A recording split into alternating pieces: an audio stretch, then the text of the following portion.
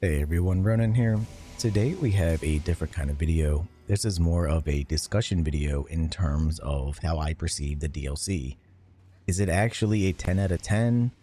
Does it deserve all the hype, the flaws, the things I liked? That kind of video. So feel free to minimize if you just want to listen, because the background footage is most likely just going to be me playing my sorcerer and probably dying. So feel free to watch if you want. Now, when it comes to the DLC, I can't deny this is a fantastic DLC. Is it worth the $40 price tag? I certainly think so. This reminds me of expansions like Monster Hunter World Iceborne was just about a completely different game when you unlocked that DLC and played it. I think the Elden Ring DLC for Shadow of the Erdtree deserves the same treatment. It's not just a DLC, it is legit an expansion of the original game, adding new movesets, new magic types between sorcery, between incantations and more, all kinds of fun new things. And it does actually catch up the story in some ways, but not necessarily all the ways I would like. So thinking about the price tag, I think the $40 is warranted. I've already put in well over 100 hours into the DLC, and I certainly think it's worth it. But is the DLC a 10 out of 10 is the main question I want to answer here. And I may get some flack in the comments about this, but I do not think the DLC is a 10 out of 10. And that's mainly for a few different reasons. So if you compare the base game to the DLC, the base game had a bunch of like awe and wonder while playing it. And to be quite honest, although I did enjoy this DLC, I didn't really feel the same way when exploring the DLC. I did have some moments of like, wow, like talking about the chaos and the madness that's in the game. Like that entire area and like basically the Haunted Woods was done exceptionally well. It's my favorite part of the DLC. That part really blew me away. And I do like the fact that we have a little bit more interactions with the NPCs in the DLC that kind of pushes the story along. But it also, I feel, takes away a little bit. In my opinion, one of the fun parts about Souls games is the story being a little hard to understand at first. It doesn't just straight up tell you the story. Normally you have to read, item descriptions, you have to put two and two together, and then you can really understand the story through context clues and more. The DLC does do that, but it really hands you a lot of dialogue and things like that, and it basically just tells you where to go. And that's the part I don't like, is kind of being forced to do a certain path. And I know in the base game, yes, you could technically do things a certain path, but no matter what, you kind of got to choose the way you went about doing it. For the DLC, you don't really get that option. You have to go to Shadowkeep after defeating Relana and things like that. Like, I can't, at least to my knowledge, I can't go to Shadowkeep before defeating Relana. If anybody knows, comment down below. But I don't like the fact that I have to do certain bosses in certain orders. But of course, when it comes to DLC bosses, that's not necessarily true of all bosses for Shadow of the Erdtree, but the main story bosses, it is. And in the base game, if I wanted to go fight Radahn first and I was skilled enough to do it, I could do that. So that's one part I didn't like, is the fact that I was kind of forced to do certain story bosses in certain orders, which I just don't like. I like the freedom of being able to decide, do I want to fight this harder boss right away, or do I want to come back? So that's one part I didn't necessarily like.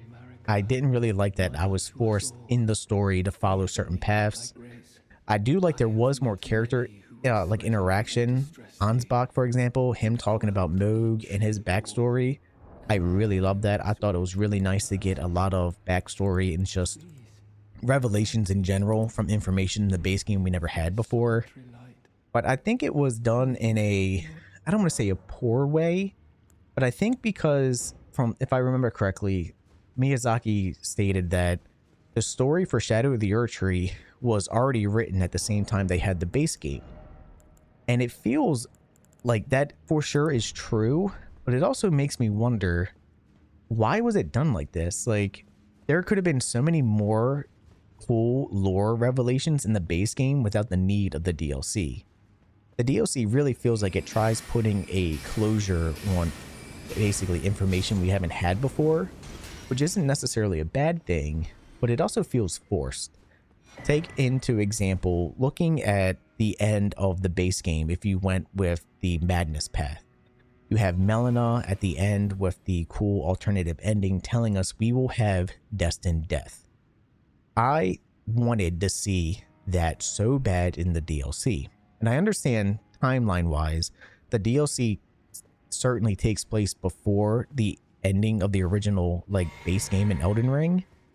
But for me, like having that cool alternative ending before the DLC came out and thinking, wow, like when the DLC does come out, am I actually going to get to fight Melina? Are we going to learn more about her backstory and things like that? And in a way we did. I mean, it's heavily implied that she is the daughter of America, even more sister to Mesmer and all that fun stuff. But there's still so many answers that we don't know, that unless they make an Elden Ring 2, a movie or show, we're never going to have answers for. There's so much in the base game that we still don't know, and I really wish the DLC would have given us a little bit more information without directly just being like, oh, hey, by the way, here's the Chaos boss, here's the, you know, Master of all the Fingers boss, and like just basically having a boss for every major plot point. But at the same time, it's like, yeah, that's nice to have, but it doesn't feel dramatic enough. It doesn't feel like it really hit home for me. In the base game, discovering all these lore revelations, talking about the Rune of Death and all that cool stuff, Godwyn, for example, there's nothing for Godwyn in the DLC, and I thought for sure like Godwyn without a doubt was going to be some type of boss in the DLC, and we don't really have much about him. I mean, there are some things in the DLC here, but it just leaves it kind of just hanging for interpretation, and some people may think that's a good thing. I don't. I really wish we would have gotten more information about Melina, Godwyn, and just a few other things in general, without it feeling like, hey, you paid for the DLC, so let's just add this in. And I feel like certain parts of that just feel like that. Like it's just, hey, this is the DLC, so let's go ahead and add this in here. And that's what bothers me. It's the fact that majority of the stuff from Elden Ring's base game don't really interact with the DLC much at all, and I really wish it would have. If they would have given you the option for certain choices you made in the base game to affect the DLC in some type of way, oh my god, it would without a doubt be a 10 out of 10 in just all categories in my opinion. And because it doesn't, because you can essentially play the DLC by basically killing just 2 bosses in the base game for the most part, it feels so just separated. Like it doesn't feel like it's an extension of the game like Iceborne did for Monster Hunter World, where, you know, original bosses were so relevant. You had like the weapons getting upgraded, things like that. It's not like that in this DLC. This DLC is really just an addition that adds a lot of cool new things, gives you some lore information, which I do like, but also kind of feels forced. And I know I've been repeating myself here, but it's just, that's the main gripe I have for this, because I love the new weapon types, like especially the martial arts. That stuff is so fun.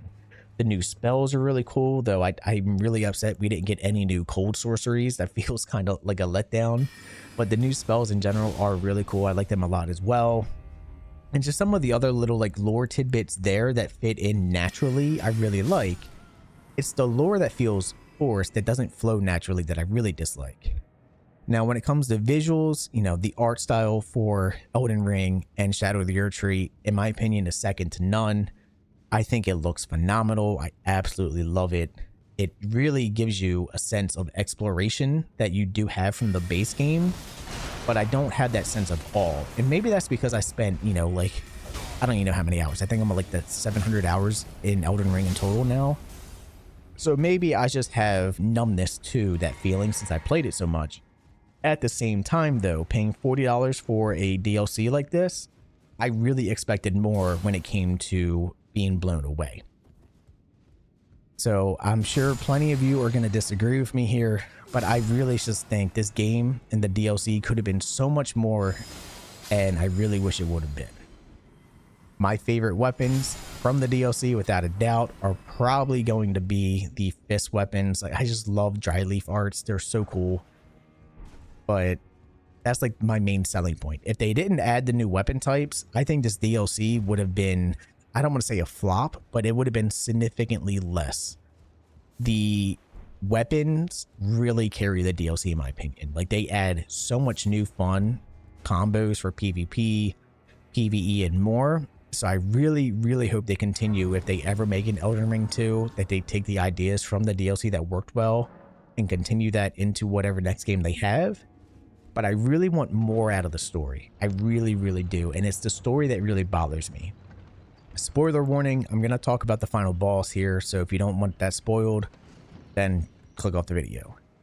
The final boss, though, being Consort Radahn, Miquella, and things like that, I think that's another reason why the story bothers me so much.